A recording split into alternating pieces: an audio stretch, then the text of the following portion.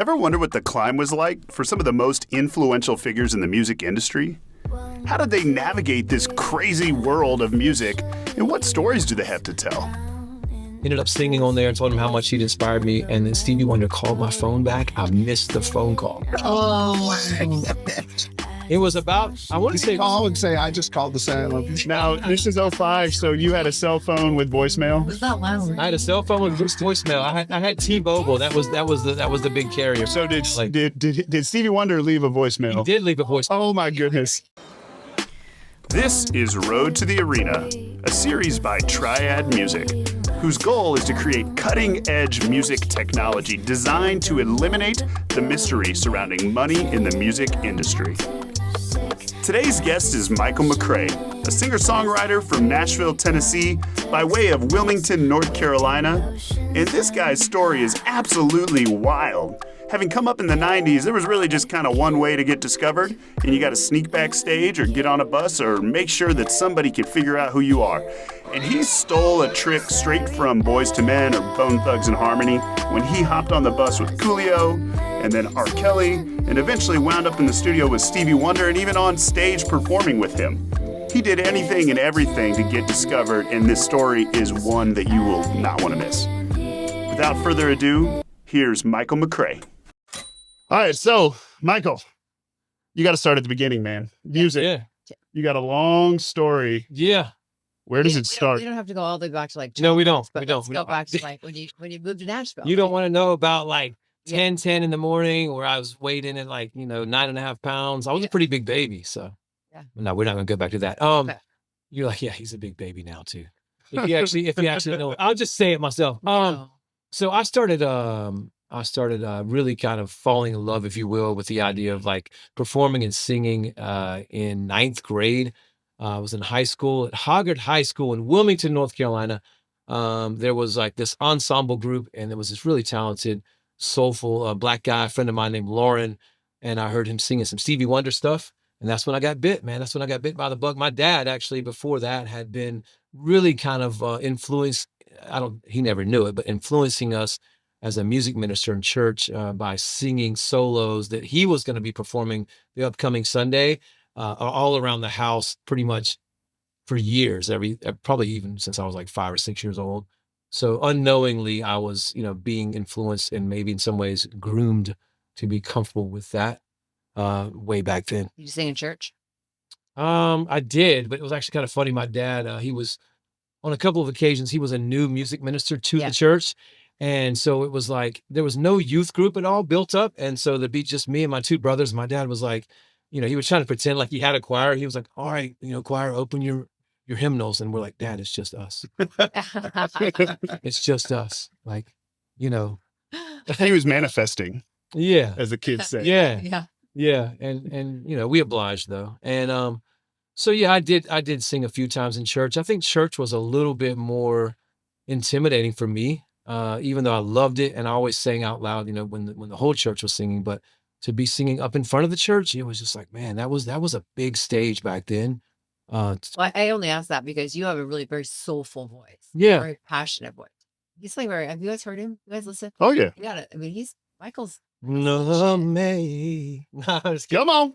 Sing grace. Thank you. I definitely like to think that, some of these incredible singers that I was surrounding myself with, I went on tour with a gospel play, and a lot of that had some amazing singers. And I like to think that some of that rubbed off, over years, but definitely the church was where it all started outside of the first time I performed like in high school. And then you came to Nashville. And then I came to Nashville. I heard I could get 3 boots for the price of 8. And you still can, but the price of 8 has gone, or the price of whatever has gone way up. It got way up. No, I'm kidding. You know what it was is I actually moved to Los Angeles when I was about 28.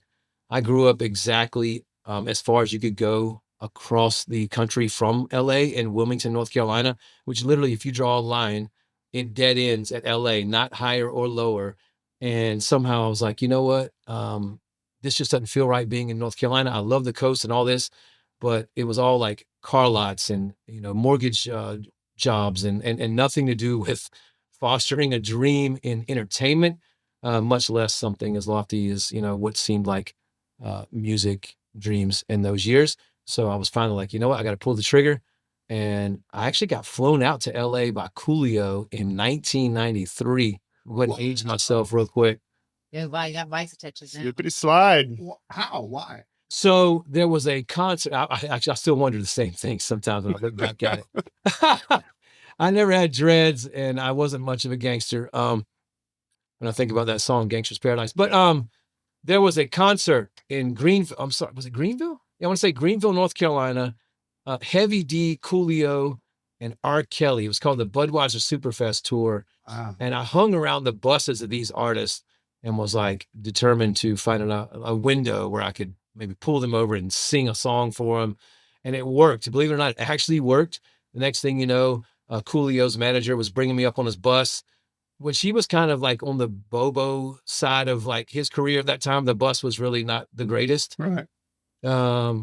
But to me, it was somebody with a tour bus, right? Yeah. And R. Kelly brought me on his bus too. No, he didn't do any of that. Well, I was gonna say, you're too old. Yeah. Yeah. And Not his type.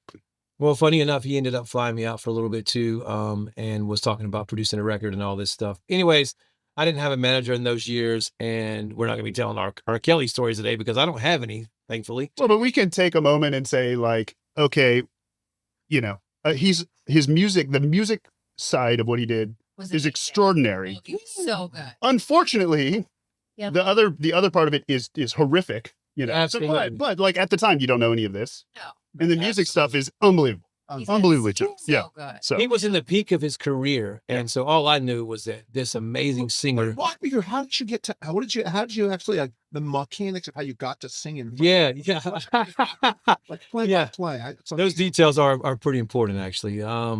So I hadn't really had some grand scheme of how it was going to happen, but I'd heard about how some of these R&B guys in those years that maybe didn't necessarily play instruments. It was really kind of an era of crooners, right? Right. And Boys to Men had gotten their break by sneaking backstage at a Michael Bivins show, New Edition. Yep. And they somehow managed a way to get themselves in front of the group. And they sang, like, I don't know if it was Hard to Say Goodbye to Yesterday or whatever it was. That's how they got their record deal. And so I was like, all right, I got a little voice on me. Like, I've won some talent shows. I've sung at some funerals and people didn't leave, but Including the dead person. Yeah. Right. yeah. Sorry. Yeah. And by the way, those are extremely awkward to do, especially if you don't know the people. Maybe more awkward if you do know them. But I was just like, you know what? Let me try to find my way in front of someone that has influence and let's see what happens. And so I hung around this area where the buses park outside of the Coliseum. And the first person that I sang for was actually R. Kelly. He was about to get in his limousine and he had on these sunglasses and he goes, man, let me hear you real quick. Wait, but did you ask him? Like, can I? Yeah, sing for you? yeah, I really fucked that Sing scene. me from Adam. Yeah. So he's walking back to the bus after the show. That's right. Well, he Yeah. was coming out of the Coliseum. He just finished like a 2-hour show. Yeah. And you just said, "Hey, I'm a random white guy. Can I sing for you?" Well, he could see I was a white guy. Yeah, he didn't need to announce that. Yeah. And so I just started at the time, I'll Make Love to You was a big song. I'll Make Love to You. And so I started singing that. And no, I wasn't planning on doing that. But I opened up my mouth and these notes started coming out. And he was like, all right, man. He's like, cool. Well, thanks for singing. And he got in this limousine. And I thought that was it. Right. And he made like a half turn in the limousine. And the next thing you know, me and my 3 friends from East Carolina started walking away. And I felt this huge hand on my shoulder. And I was like, what? And I looked back and it was like this 7-foot tall bodyguard that was like, hey, man, Rob likes your voice. He wants you to come up on the bus for a few minutes. And I was like, oh, he does? He's like, yeah. So he brought me up on his bus, took off his sunglasses, asked me to put them on. And then he was like, sing that song again. And there was like 6 or 7 guys on the What'd you bus. sing? It was I'll Make Love to You by Boys and Men. Oh, yeah. Okay. I love it. Close your eyes. That was the number one song. And blow out the candlelight. I did something like that. Wow. So that's incredible. So That's awesome. So he goes, and there was like 6 or 7 guys on the bus, like his entourage. And they were all like super quiet, didn't say a word. It was almost like, hey, we're going to give him this space to have this meeting with this kid that he didn't know he was going to meet. Right.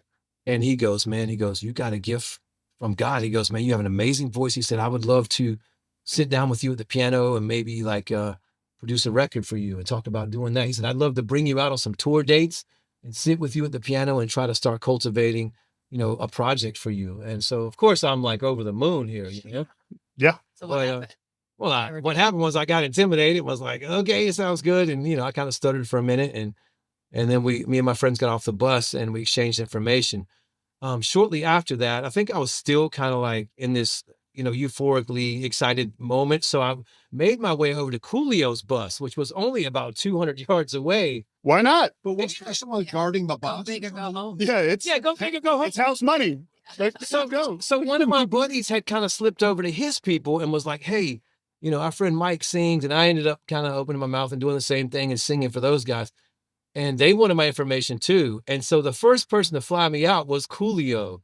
And so I was just, I was real excited about it. But looking back, like I didn't have one of the main ingredients, which was I needed a real manager.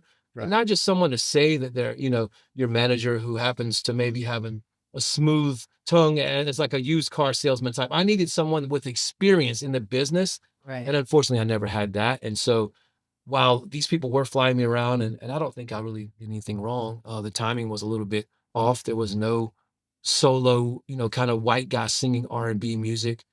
And not that that necessarily matters, but I think that was one of the things that I was ahead of my time. The boy bands were in their like peak. I Want It That Way, Bye, Bye, Bye. And here I was over here singing like Brian McKnight, Stevie Wonder. Yeah, you Archer. could have been the Justin Bieber of your time. Well, yeah, I mean, Justin Bieber was the first really white guy. Justin Timberlake. Yeah, but I mean, Justin Yeah. Bieber was so like he came out like R&B. Yeah, he did. He came He out was like and dance and yep, and I he mean, wrote he that was line incredible. of like Yeah. he wrote that line of like R&B and pop too, which was really like that sweet Yeah. spot that Yeah. we didn't know the world was looking for. Well, also think that it's crooner heavy. It's kind of counterintuitive, but it is like crooning.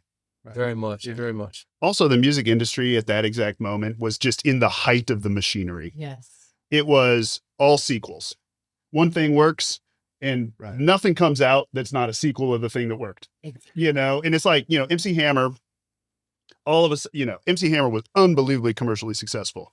All of a sudden, like, well, let's do a white MC Hammer.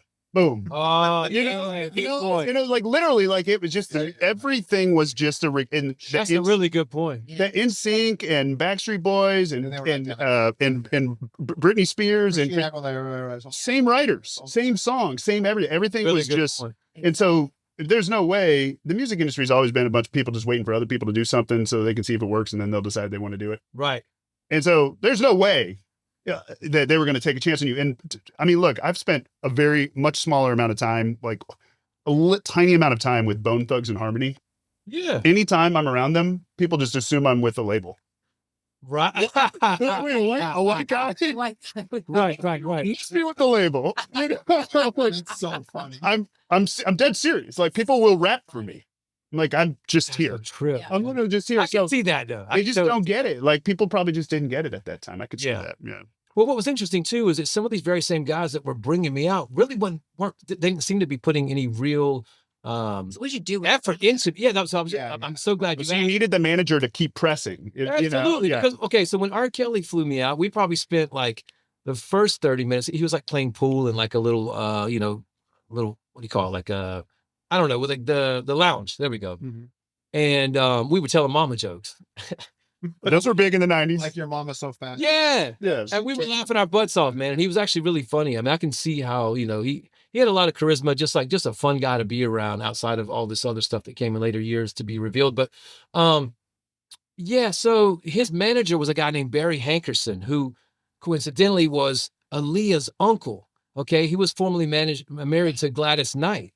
Wow. And so Barry, I didn't know all this when I first met him, but and it was around that same time that, R. Kelly was later found out to have married Aaliyah when she was like 14, 15 years old. I never met her. All that to say, most of the time when they flew me out, it was just me and Rob like sitting in the studio, or he would have me go hang out in the lounge while he was working on like You Were Not Alone that he had just written for Michael Jackson.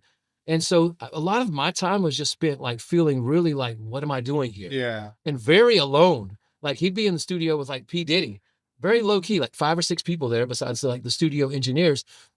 And I'm sitting in the studio, in the lounge. And then he would come down there and be like, well, man, you ain't even working on anything. Why aren't you singing? Why aren't you rehearsing? And I was like, I mean, I thought we were doing this together. You know what I mean? I didn't know I was going to be You don't have, Right. you just Yeah, get chartered. Yeah, no direction. no Yeah. direction. Yeah. And then whenever I would, and then if he would tell me like, hey man, go work on, this song for an hour, he would come back in there later and go, you didn't work on anything, man. We hustle around here. You got to be doing something. And I was like, I mean, I'm doing everything I can. Like I'm literally singing like nonstop. I'm waiting on you for 6 hours, sitting in the lounge of the studio, just going, what am I doing here? Right. So nobody was giving you any. Nothing at all. And what he would do, which is kind of funny, is like if we were to go to say IHOP or something, he'd have me like sing for waitresses. Or if we were to ride by his grandmother's house, he'd have me sing for like, his cousins. And so there was a lot of this kind of thing. After like 4 or 5 times of him bringing me out, he finally was like, well, if you were to move here, man, we could do more. And, I could maybe really do a record for you. And I can't keep flying you out here. So I went and moved in some little dusty apartment in Little Italy. Oh, Wow. Didn't know a soul there, and it was right next to a campus where all these young people that were my age. Where's Little Italy? It's right next to UIC. It's if you know where the a place called the I can't remember the name of the Rosebud in Chicago. Yeah. That's In Chicago, off of like Lafayette and kind of Loomis and Racine, around that area. But it was a really weird time in my life because I was like 21 or 22, and I saw all these like college kids that looked like they were having a good time with their friends, and I didn't know any of them, but I tried to like hang with them and be like, well, I just know R. Kelly. Yeah, I don't have a freaking car, and it's like 3 feet of snow over here, and I'm from North Carolina, by the way. Hope y'all don't mind my accent. How long did you do that? I mean, easily like 6 months. It felt like 6 years because I didn't know anyone, but probably 6 months I was out there. Did he work with you while you were there? Not at all. I mean, he would have me come meet him at he'd like, take a cab and meet me. Nobody was paying you. Nobody was paying me. He would have me, and this was a little bit pre-reality shows, which would have been perfect for that. But he would have me meet him at this basketball court in downtown Chicago called Hoops, and I'd go meet him there, and I might be the clumsy, white kid. The guys he was playing basketball with at this gym were like all like NBA looking dudes. I mean, like I'm talking about serious ballers. And then we'd go hang out at this rock and roll McDonald's afterwards, and he would, kind of be like, yeah, I should put Mike on this song. And the song he was talking about was I Am Your Angel with Celine Dion. We'd be sitting there with like 5 or 6 people, and he was like, man, I gave Mike this song, man. Everybody was like, yeah, he would blow up. He'd be huge. But you could tell he just was kind of keeping me to himself as like a little like thing to have in his pocket, as like a singer artist that maybe he would one day do something with, but he would never really like put any time. What was R. Kelly's like business infrastructure at that point? Did he have a label? Did he have a publishing? He had a label called Rockland. He didn't sign you to it? Huh? He didn't sign He you didn't to sign me to it. Thank God. Not to interrupt. Did it feel like you couldn't ask him for anything? Like, were you kind of like, what was the dynamic like? Yeah, it did feel that way. It was very intimidating because as much fun as he was to seem like that, cool guy you could hang out and tell mama jokes with, he would also flip and be like, hey, I thought I told you to sit in this chair when I was gone. Like if there was a chair in the studio that was next to the mixing board, if he was gone for 2 hours, he'd come back because he'd have a female artist in there, this girl named Sparkle, who sang a song called Be Careful. You guys may remember that. Or he's like, no, we don't, Mike. You better be careful what you do to me because it might turn around, don't tone you, or whatever. He would come in there 2 hours later and go, hey, man, come out here. He'd have me come in the hallway and he'd go, thought I told you to sit in that chair. What are you doing talking to her? You didn't need to say nothing to her, Weird. Yeah. So it's like he's cultivating like a posse almost. That really sucks. Which unfortunately made it real easy for me to believe everything that happened in later years. Yeah. Yeah, right. Okay, so Control. let's move past that now. So where'd you go from? What happened after you left? So after that, I came home shell shocked. Yeah. And I was like, North Carolina. yeah. And so naturally these kinds of things break your spirit, but they also feed like your belief that, man, I'm right there, And so I decided to move out to Los Angeles, and I was real fortunate to write with some talented Disney writers, a guy named David Norland, who was writing for like Cheetah Girls at that time. And he just loved it. He felt like I had a natural gift for melodies. And so they would just have me hum over tracks. They would literally just sometimes fly me out to just have me hum over a track and then send me back home, which I was like, this is pretty cool. But it wasn't because I wasn't doing what I really wanted to do, right? Which was me singing myself. I don't know. I mean, I got a normal job. I got a job. I was working at MTV. I met someone through a dating thing. And this girl, we went on a date. There was no chemistry, but she helped me get a job at MTV. Perfect. So the next thing you know, I was doing casting for dating shows and making decent money, which would sustain me out there. And then I was blessed to meet the man, the myth, the legend, Stevie Wonder. Because How? yeah, well, I like to think that all good things come through God, right? And I was at a church thing. But not usually this often. You know? Yeah, this many artists. Yeah. Like, One miracle per person. Yeah. You, Right. Right. Yeah. Well, I went to church one day with my buddy Michael Copon, and there was a guy there who had this really nice, like Rolls Royce, and we were leaving church with this guy that my friend knew. Michael's an actor; he's been on a lot of TV shows, and he was like, the guy was like, man, he had heard me singing in the parking lot. He was like, man, you kind of sound like Stevie Wonder. I was like, man, I've always wanted to meet him. Like, I look up to him hugely, and he turned his phone around. I was in the back seat, and he goes, "Here's his number. Give him a call." So I was like, what? what year was this? This was probably 2005. Wow. And so, Man. you know, I don't know. I've always been pretty ambitious and have way too much drive. Ask Wendy. I annoy her all the time with like texts about my music. And I love him. yay, thank you. And so he I called his voice, I called his phone, left a voice message, deciding that, you know, this will not be the way this story ends. I was like, I'm gonna grab fate by the horns if I can, or if I, you know, have any possible way to do that. And so I found out that, and I tried to call him back, but the way it is with his phone, you kind of have to leave a voice message. It's not like a regular phone. I'm sure he has like a special phone, but I found out that he hosted a radio show at KJLH, which is about 30 minutes away south of Inglewood. And I showed up there. He does $1,000 Thursdays. I showed up there, played the voice message, which at that time I had not lost yet, for his receptionist. I played it for his So you receptionist. kept it at least a month. Yeah. I kept it as long as I could. I played it for his receptionist. On your Nokia. And she goes, huh. It was like 5:30 in the morning. She still had sleep in her eyes, you know? And I was like, you know, praying to God, like, let this voice message carry some weight. You know, she's going to surely recognize his voice. And next thing you know, she kind of disappears down into the station. She left the front desk post. And about 10 minutes later, this huge bodyguard again comes up. This guy named Francis. He was like a young guy, like probably like, again, 6.5 feet tall. And he goes, man, so what's going on? And I played him the voice message again. The next thing you know, they brought me back. I spent the next 3 hours hanging out with Stevie Wonder, who was right there at the station. Oh my God. And there was a conference room where him and his brother and a few of the other people there were just casually listening to CDs to see what they were going to be, you know, creating for the programming format for the next few weeks. And the next thing you know, I'm sitting there and I'm eating Subway sandwich, hanging out with Stevie Wonder. It was amazing, man. I was walking him up and down the hallway. I'll never forget, like, his arm is in my arm, walking through his own radio station. And he's just like, so tell me where you're from and what do you sing? And da-da-da-da. And I would have stayed in that moment for the rest of my life, probably, if I could, to be honest. Did you maintain contact or? I did, as much as I could. And, you know, it's hard. You try not to bug these guys, but you're also like, let me just check in and see if this is real. Did this really happen? Do I really have your number? And so less than a year later, he came to Nashville on the Autumn Night Tour. I tried to reach out to him to no avail, bought about an $80 ticket and said, I'm just going to go. I'm just going to be around the vibes of this amazing concert. Walked into the venue, guys. As soon as I got inside the Bridgestone, he called my phone. What? No. As soon as I walked into the Bridgestone, Wow. he called my phone and goes, hey, I got your messages. He goes, you know, if you want to come to the show, let me know. I'll get you tickets. And I was like, I just bought one. I just walked into the Bridgestone.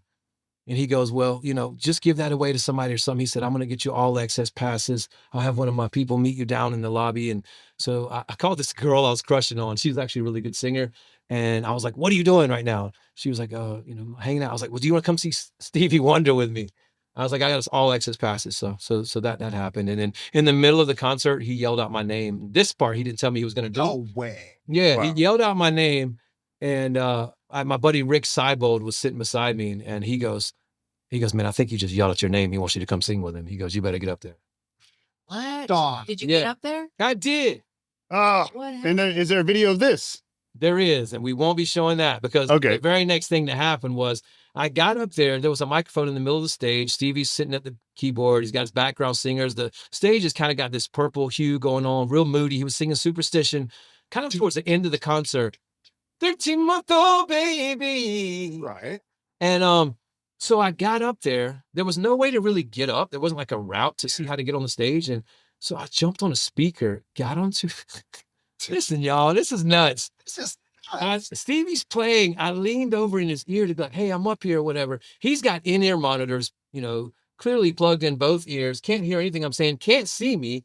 So I start singing, and like no less than like 30 seconds later, these huge security guards came and grabbed me and were like, man, what are you doing up here? Like, you about to get knocked out. And I was like, listen. But he told me. Yeah, that's exactly what I said. No, he didn't, man. You crazy or something. I was like, nah, like Stevie told me to come up here. Luckily, his background singer, this guy named Keith, who's been with him for like many, many years and lots of tours, recognized me. He goes, no, he wants him out here. And he did this like hand motion, like bring him out here. And so the whole crowd had to kind of see that. And I had to live that. Bit of a buzzkill. So Are you off stage? No, he ended up having me sing the rest of the song with him. And he kind of like calmed it down a little bit. And in terms of like the song, and kind of did this breakdown part and was like, man, just he introduced me and was like, Mike, I can't remember what he said. I was so nervous, but he redeemed me with some nice words. And then we started singing some more, and I was kind of doing a little too many runs. And so I think I was trying to make sure I made him proud, right? So I was singing over him a little bit, and he goes, shut up, Mike, you're stealing my thunder. Into the mic. Yeah, yells it out. And the whole place laughs. But like an endearing laugh, like he was fun. He was cute. Yeah. And so then I'll just quickly fast forward this. So at the end of that show, he had a meet and greet where these radio station contest winners had a chance to meet him. And he's seated again at the keyboard. He's singing a little song, just kind of playing on the piano. And people are walking by and they're like, oh, you wrote the soundtrack of my life. And this is my husband and I's song and this and that. And it gets to me. I got in the line like with the regular people, because I'm a regular people at that time, and I still am. And maybe not. I don't know. I like to see regular grades or something. And it gets to me, and he leans back and goes, hey, Mike, he said, you didn't know I was going to bring you up there, did you? Just kind of laughing. You could tell he really had enjoyed the fact that he had like surprised me with that. Right. And I go, no, I didn't know you were going to do that. He goes, well, what are you doing tomorrow night? And I said, I don't know. You tell me, Stevie Wonder. And he goes, you want to come sing with me in Memphis? And I said, yeah. And I'll bring a suitcase. You tell me where I'm singing after that too, like we can keep this going. But no, so the next night, my friend Rick and I, the same guy was sitting beside me, we rode to Memphis, and this time I knew that I was going to be singing with him. So at the FedEx Forum, this time it was planned out, and I did sing with him there too. So what happened? Now, what about this girl? Yeah, I want to know. Oh, yeah. No, so you're on a date, and then you go up on stage with Stevie Wonder And get the shit beat out of you. Yeah. She wasn't there when you got on stage. I was waiting for her. This girl could be arrested. This girl could sing her butt off. And so I was waiting for her to like probably try to open up her mouth and like kind of hijack my moment during that meet and greet, right? She didn't at all. She was just more like, oh, can I get a picture? And then of course she's like, can I get one by myself with him? Well, I wonder what happened. Hedging her bets. So why are you not? What happened? Like, Well, you went a couple shows with them, and then what happened? It's like, so I met his daughter Aisha, who yes is lovely because he wrote that about her. Yeah. Isn't she lovely? And she told me. Long story short, I was dumb enough to not try to get her number, which I should have, because she was really genuine, really sweet. She said to me, we were off to the side for a moment. She said, if my dad continues to like bring you up, or she goes, he doesn't do this often. She goes, you should hang around him. If you keep hanging around him, something could really come from this, And so I remember thinking, okay, like I'll go wherever he goes, And, but of course he was leaving to go do the rest of his tour or go do the Obama campaign or whatever it may have been. And so I'm thinking I can't just, make him want to do anything. So I just fell back and stayed in Nashville and reached out to him a few times. And that was about it. I mean, I hate to say that. That's really, it kind of faded. It just kind of faded off. You should have made it. And now I'm wondering. Yeah, well, I suppose. This You never called him again. Oh, I mean, I definitely called him again. I'm pretty good. My follow-up game's pretty strong, but nothing happened. Yeah, I was gonna say. Nothing happened. It's pretty strong. So what happened? Something had to happen. Like, or you just lost his number? Or? I think I just lost his number. I mean, no, I'm just kidding. I totally didn't lose his number. What happened was, I reached out to him a conservative amount of times.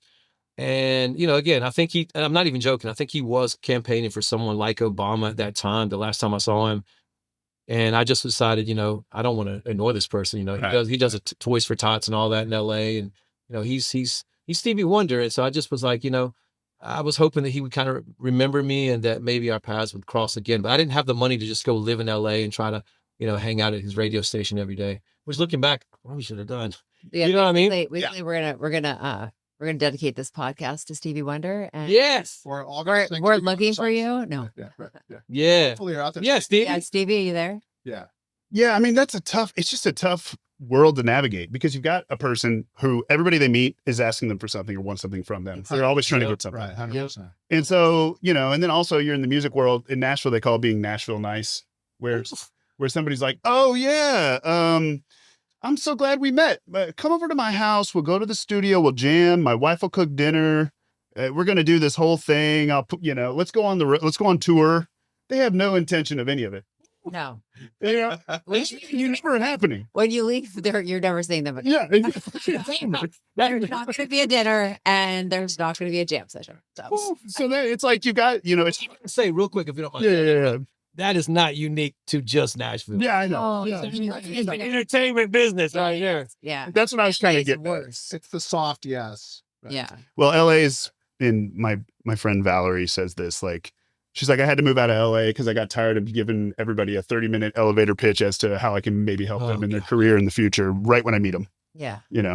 Well, the difference in LA is everyone does, or they used to. I'm probably dating myself, but they would have a business card. Everybody's like, "Oh, but do you have a business card?" Like somehow that made you official out there. You could put like producer on there, or in Nashville, if you hand somebody a business card, they're gonna run quick. Yeah. They're like, wait, Why are you giving me a card? like how about We Instagram? don't use cards here. Yeah. Yeah. Yeah. No, in Atlanta.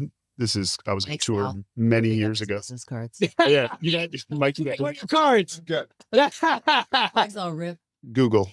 Yeah, I just remember in Atlanta's a whole nother thing. Like I remember being there and a guy on tour and a guy gave me his business card and his job title was cash flow expert.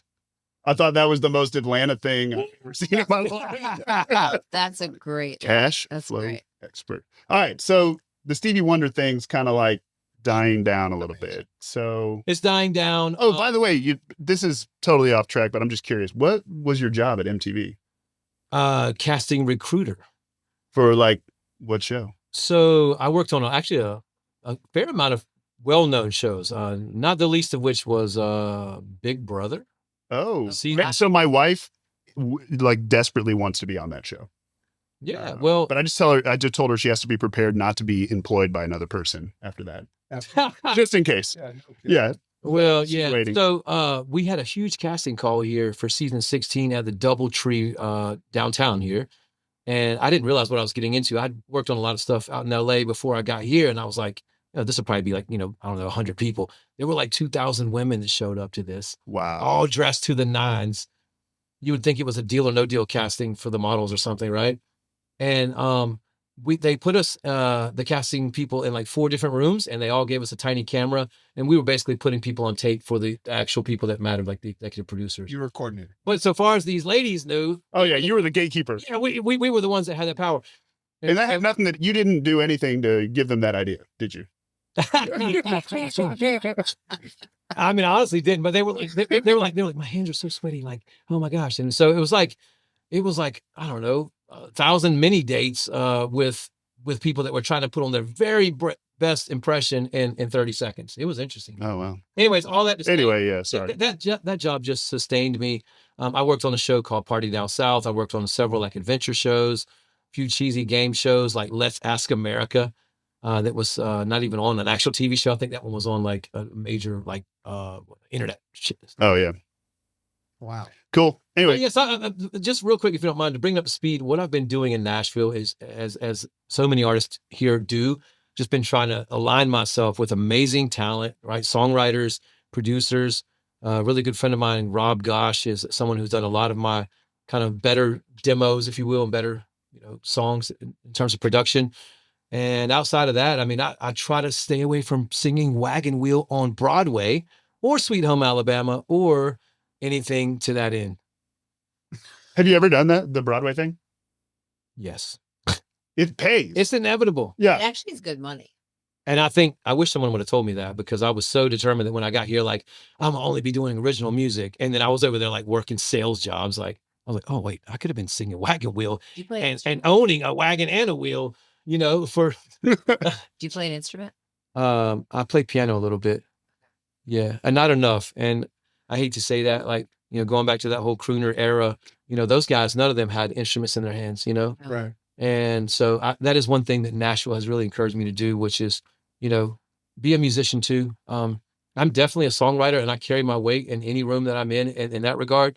But you can't articulate what you want about your own songs if you don't have that instrument. Exactly. I have to call up, a Rob or someone like that and go, hey man, can you play while I sing? So do you consider yourself a lyricist? Absolutely. He's phenomenal. Mm-hmm. Yeah. Well, that's usually half the battle, right? Absolutely. Yeah. I don't know how you could live, having had the perils of the music industry and not have something to say. Yeah. Mhm. It's truly therapeutic for me. So yeah. Yeah, it's got to go somewhere. I also think you touched on a thing that, gosh, it's just such a strange issue for people, which is this idea of you come to town, you don't have a job. What are you going to do? You're trying to do music. And it's like, okay, well, you can play Broadway. Usually it's 4 or 5 times. What do you mean by that? Playing in a bar? Yeah, Broadway. Yeah, so all the bars. all the bars, and it's some bar. yeah, and it's mostly cover songs, right? And so, but it pays really well. Now the way that it, Like how well does it pay? I mean, you can easily make, if you're with the right band, I mean, right, there's kind of like this hierarchy, like the Tuesday band is not going to be quite as good as that Friday night band, right? At the stage or something. But these guys are easily walking away with sometimes, I don't know, anywhere from $300 to $500 to $600 a night, because they take advantage of the fact that this resonates with a certain audience here, and that they will not play certain songs until they've gotten at least $100. And you do that 6 times a night, or 20. And boom, they're walking out of there with some serious. and it's an interesting setup because the band, they all split the money evenly. Well, usually the club will pay a little bit, and then it's all tips, and the band splits. It's all tips. Okay. Yeah, and then the band splits the money evenly. So there's this happens all the time. An artist is label signed. They go on a pretty big tour. They're opening up for somebody in the band. They get a bunch of Broadway's best drummers and guitar players and whomever, and they go on the road. And after about a month, that band quits and goes back to Broadway because they make 4 times the money playing on Broadway. Ooh. And Yeah, exactly. And they're home, and they don't have to be on the road in a van. Yeah. Down by the river. But then the other part is, so then there's all these people who are like, exactly. There's all these people who are like music purists who are like, well, but it's not original music. And so then like you go watch, like my favorite example is I forced a bunch of my friends to go watch Gail when she was like 16 or something. And she was at Alley Taps, and I'm like, guys, Who's Gail? oh, Gail, you know the song A, B, C, D. Oh, E, yeah. F, She yeah, grew up here. Yeah. Yeah, so she was here. She got signed when she was 16 or whatever. I forced my friends to go watch her in this small little bar. So I quickly realized it was 3 writers rounds, and there was a bunch of people in town from LA. I quickly realized after like 20 minutes in that bar that me and my friends were the only ones who weren't going to play. Oh. So that's the other, you know what I mean? Like that's the other side of it. So it's like, well, wait a second. On Broadway, like every week, an arena's worth of people go through that bar. Absolutely. So, but it's mostly covers, and you're making good money, you can survive, and you're doing music. You're not selling insurance or whatever. But then, if you're playing originals and wherever, the listening room's great. It's ticketed, it pays you. Yeah. But it's like you also are playing mostly to other writers. So what are you really even doing? So then that's just sort of and they listen so critically. If or not they tell you, they're like, ugh. But anyways, I mean, yeah, you're right. There's just not an audience for the original music as much unless you've had a few hits, or unless you're somewhere like the listening room where people are in fact really listening, Well, you could go on Broadway and do a bunch of covers and throw in like, hey, yes, I have an original, like I'd like to play for you guys. Let me see if you like it. Very good point. And then throw out like an original or 2, but mix it with covers. And pro tip for all of our fans, like our millions of fans that are listening to this podcast. Let's go, fans. When you're on Broadway and you're requesting a song, request an original. Exactly. Just do good it. idea. Absolutely. Right, good idea. Right. That's a great idea. I always do it. Yeah. I love that. We need more of that. What if we had a bar here that was dedicated to original music? Live Oak. Oh yeah. We just did it. Hasten Live. Where's Hasten at? Yeah. He owns it. Okay. Yeah. So anyway, so you're here, you're working on writing songs. I am. Is the artist career still something that's in your mind? It very much is. I don't know if it's hard to let go of that, because once you kind of have that, I don't know. I mean, I enjoy being on stage and connecting with an audience as much as I do writing and the recording process. I recognize that window was, in terms of like conventional, what you would see, it doesn't necessarily look like it aligns, but I just put myself out there and see. What's interesting is, let's say if I have an amazing song that some people might have thought I recorded, those people won't listen to the song until they've heard me sing. Sometimes if they've heard me sing, then all of a sudden they're like, hey, do you have any original music? So I try to stay out there and stay performing and stuff. Where are you performing now? Right now, I had a call back for America's Got Talent. There you go. Tell us about that. So I tried out for that show beginning in like 2014. I tried out literally at most of all their like satellite locations, if you will. I tried out at the Staples Center. They had an audition in LA back in like 2010. I tried out for it in New York, in Atlanta. And the irony of it is I never really wanted to be on one of these shows, right? Because it inherently puts your talent into question to be judged, right? Yep. But I know, as anyone can see, what that platform could potentially do to get you that exposure, right, on a national stage. So I started trying out for it in 2014. This year, this was a big difference, guys. They reached out to me this time. They saw something on my social media or otherwise, and were like, hey, we really want to see you in a private callback audition. And so with that, I showed up. I thought this might be too good to be true. There's going to be all these like hundreds of people there, and I'll just be, no, there was like 5 other acts there. Oh, wow. So they spent like an hour with me, and, really took the time to get to know the why behind, what I've been doing with music and about the whole journey. So it was really, honestly, like, it was a good time. It's a little bit intimidating, but I'm hoping to get on the show so that people could finally see why I need to be doing this, y'all. Yeah. I'm already doing it, but people need to know about my music. You have a manager? I do. All right. Who is it? I don't know yet. Oh, goodness. So do you know why I answer it that way? Why? Because I'm not going to not have a manager this time around. Exactly. There That's you what go. I'm saying. You have to go in there with the manager. Right, that's smart. And I've got a momager who has lost faith in this because she's seen me. And you know how moms can be. They're like, I don't want to see you get your heart broken anymore. So just give up. Michael, you need to get a regular job. You need to get a regular job. I'm like, ugh. Well, you're a really good tour guide. Thank you. The girls loved you. Thank you. Wendy, I met. You showed them around? I showed them Nashville. At that point, I showed them the real Nashville, not just overpriced shopping. He was Midtown. And I loved, her girls were amazing. They were so cool, so down to earth. Like, just, they're not like the bratty teenagers. I never forgot Very that. nice. That's a reflection and testament of Thank some good upbringing and rearing. Yeah. Matters. But Wendy's, she stayed in touch with me and really just championed my music. And I don't know, maybe she'll end up being my manager. We don't know. I'd be hardcore. Yeah. So I don't know if I'm ready. Yeah. I have to bring it up because why not? So I'm wearing a Reno Kino shirt right now. Yeah. Because I don't know when we met, like maybe 5 years ago. Yeah. We had no idea, but I was actually born in the exact same hospital in Reno, Nevada that her twins were born in. Yeah.